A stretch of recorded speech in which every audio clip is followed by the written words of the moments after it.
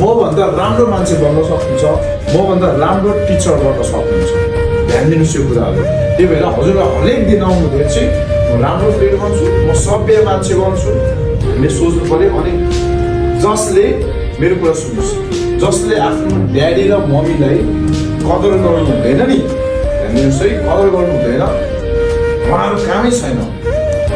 जसले आफ्नो ड्याडी र मम्मीलाई चाहिँ माया गर्नुहुन्छ सिर है, त्यही भएर हजुरको मामुलाई ड्याडीलाई प्लिज दोष नदिनुहोस्, आफ्नो दिदीलाई आफ्नो भाइलाई एकअर्काले रेस्पेक्ट गर्नुहोस्, एकअर्कालाई सम्मान गर्नुहोस्। मैले हरेकचोटि भनिरहेको छु, मेरो कुरा ध्यान दिएर सुन्नुहोस् है।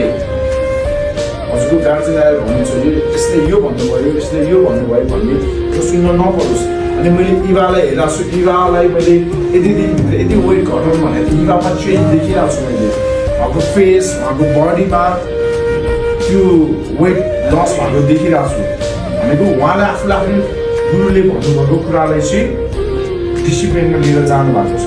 अनि मैले पेन्जम र सारालाई पनि देखिरहेको छु त्यो चिजहरू। मैले हरेकचोटि पेन्जम र सारालाई किन लिइरहेको छु भने यो चिजमा सायद उहाँलाई त्यति धेरै रुचि देख्दिनँ, तर उहाँले कोसिस गरिराख्नु भएको छ। यस पेन्जम, यस सारा, मैले भनेको ठिक छ छोरी, मिलिरहेछ हो।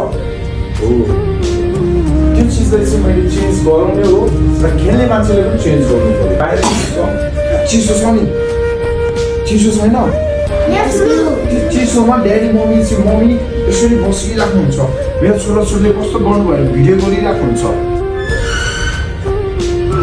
इम्प्रुभ ल्याउनु, चेन्ज ल्याउनु पऱ्यो हजुरले, बुझ्नुभयो? Okay, thank you class. र